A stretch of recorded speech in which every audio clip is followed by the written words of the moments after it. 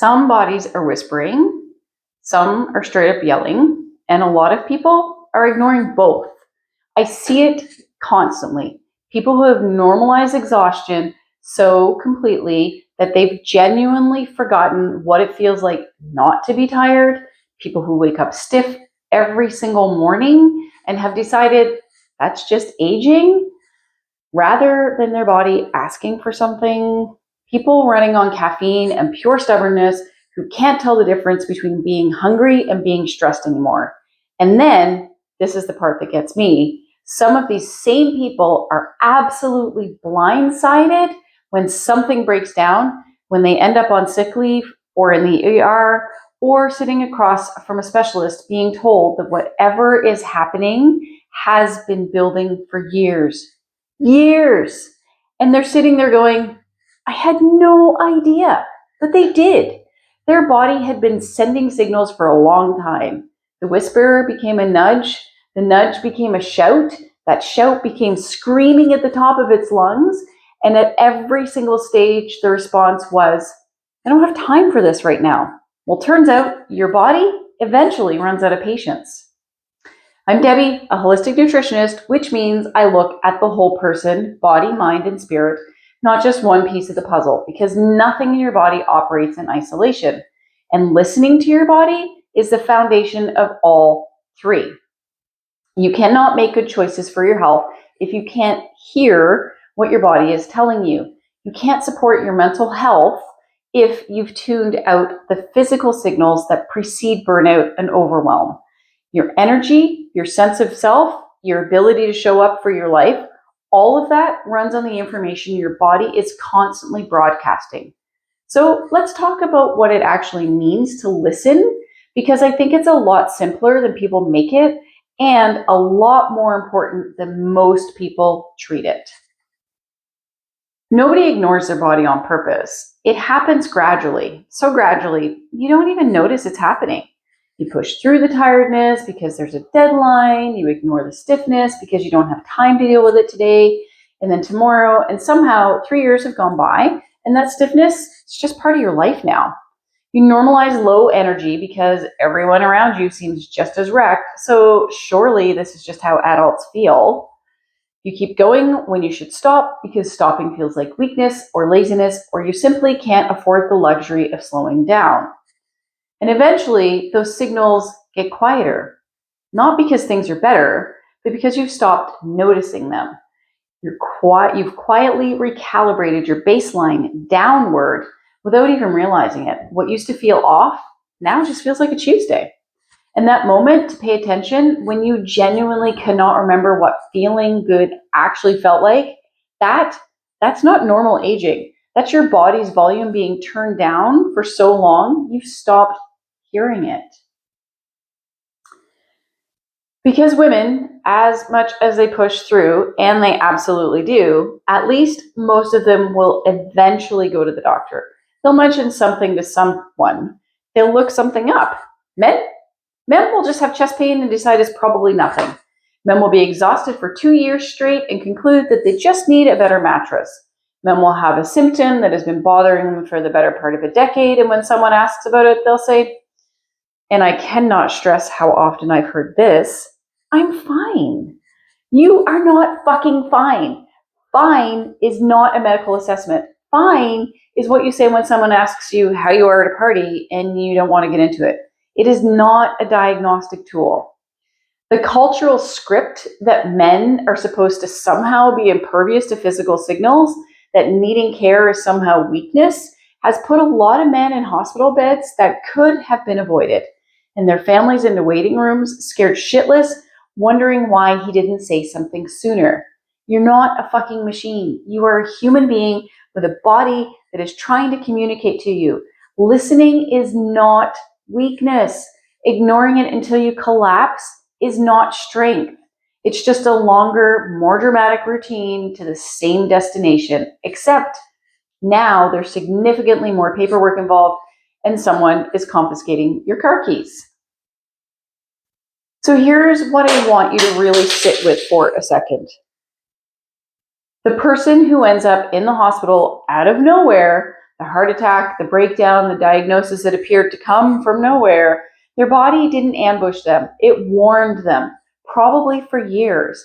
It started quiet and it kept getting louder and louder until it had no option left but to stage an absolute intervention that could not be ignored. The hospital is not the beginning of the story. It's the end of a very long chapter of not fucking listening. So here's a quote that's stuck with me for years. If you don't make time for wellness, you will be forced to make time for illness. I know, it sounds like someone embroidered it on a pillow at a wellness boutique, but strip away the aesthetic and it's just accurate. Annoyingly, uncomfortably accurate, because the time gets made either way. You just get to choose whether you're making it for a walk and a decent meal or waiting for a room in a hospital gown that doesn't close properly all the way in the back. It's your choice, but it is a choice. And I know that sounds harsh, but I say it because it's true and because it's also completely preventable in a lot of cases.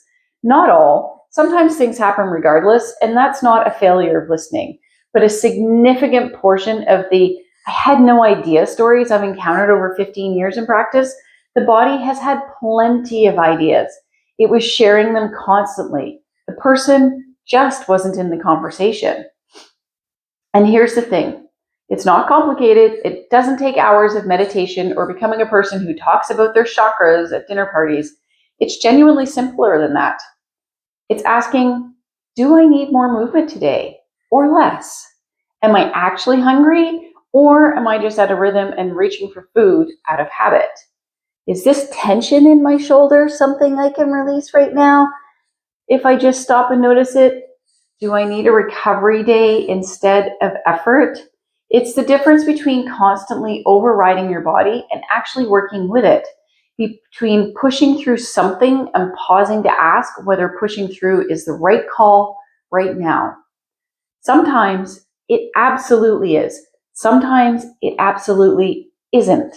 But you cannot make that call if you're not in the conversation in the first place. For me, personally, yoga was where I started hearing my body.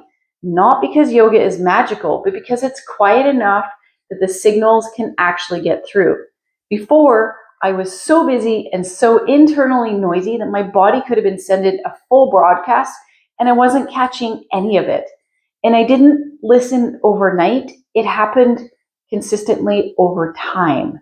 And now I listen to my body most days. I'm not perfect. None of us are. And here's the one that really gets people. Would you look at your dog limping and say, walk it off, we're busy? Would you look at your kid and tell them that thing that's bothering them is probably nothing and they should just push through? Would you not watch someone you love showing clear signs of struggle and do nothing because you didn't have the time to deal with it? You'd notice, you'd respond, you would take it seriously. But you will absolutely do that, but you will absolutely do that to yourself. See the signs, stiffness, the exhaustion, the recurring headaches, the thing that's been off for months, and override them because you have things to do, because you don't want to make a fuss, because somewhere along the way, someone taught you that taking care of yourself was significantly less important than taking care of everything and everyone else around you. You are worth the same attention you're giving your dog. If I need to put it in those terms, I will absolutely put it in those terms.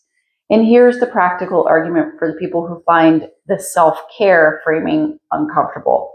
The version of you that listens to your body and responds to it is a more functional, more present, more useful version for everyone around you. Taking care of yourself is not self-indulgent. It's how you stay in the game. When I actually started paying attention, the changes weren't dramatic. They were just quietly significant. I stopped overtraining on days when my body was clearly asking for a rest. I recovered faster because I wasn't constantly overriding recovery signals. I had fewer random aches because I was catching and addressing the tension before it compounded into something that had to be dealt with. My energy became more stable because I wasn't continuously running myself past empty and then wondering why I felt like shit. And more than any of those specific things, I stopped fighting my body. That internal battle between what I thought I should be doing and what my body actually needed, it got quieter and there was more cooperation, less resistance. And that cooperation is what's actually making sustainable health possible. Not willpower, not pushing harder, cooperation.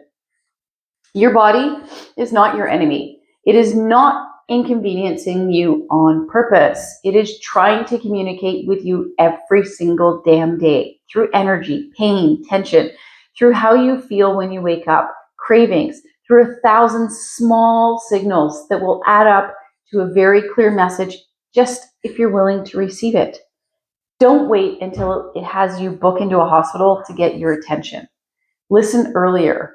The whisper is a hell of a lot easier to deal with than the scream, and your body genuinely has your best interests in mind, more than your schedule does, more than your to-do list does, and more than whatever other shit you're pushing through right now. Return the favor. Subscribe for more No BS nutrition advice, and I'll see you in the next one.